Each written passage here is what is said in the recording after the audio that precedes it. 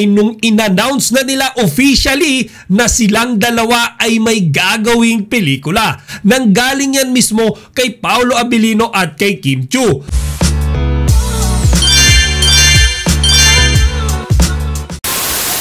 Magandang araw mga kachika, Rigel po ulit ang inyong Chika Patrol.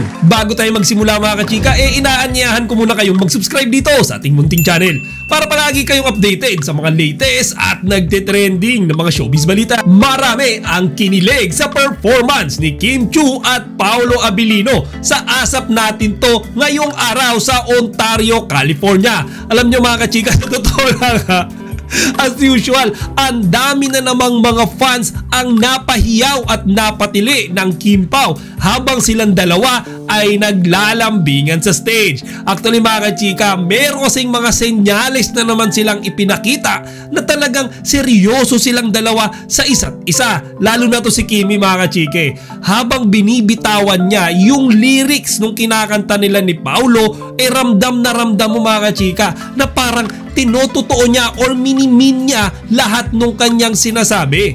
Ika nga mga kachika, parang dinadaan niya lang doon sa kanta yung gusto niyang imensahe talaga kay Paolo sa totoong buhay.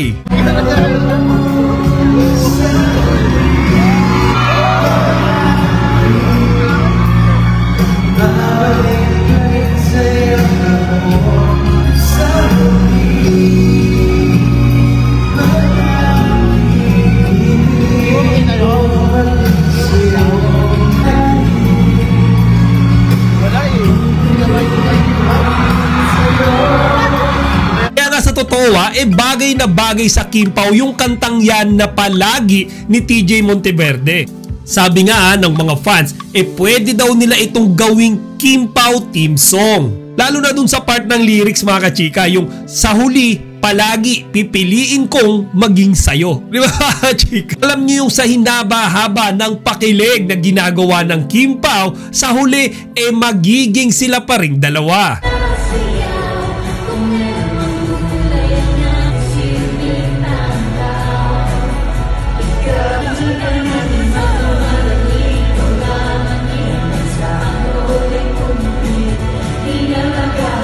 Mga kachika, meron din silang inamin at pinasabog kanina mga kachika na higit pa doon sa ginawa nilang performance. At iyon nga ay nung in-announce na nila officially na silang dalawa ay may gagawing pelikula. Tama narinig niyo mga kachika, nanggaling yan mismo kay Paolo Abilino at kay Kim Chiu. Ayon pa nga mga kachika kay Kimi nagsimula na silang mag-shooting at malapit na daw itong lumabas. Humihingi rin sila mga kachika ng suporta mula sa kanilang mga fans. Pero yan yung bagay mga kachika na para sa akin kahit hindi nila hingin, bibigay natin sa kanila. At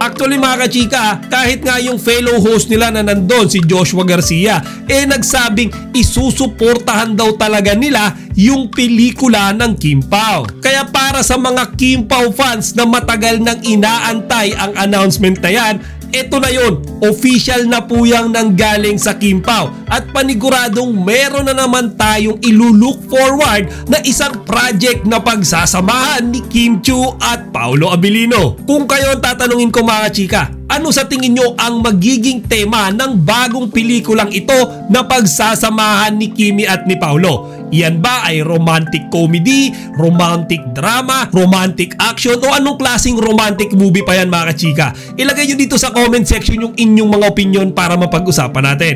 Chika Patrol signing out! Chika, huwag niyong kalimutan mag-like, comment, and subscribe. Para sa iba pang mga celebrity news, i-click lamang ang mga videos na ito.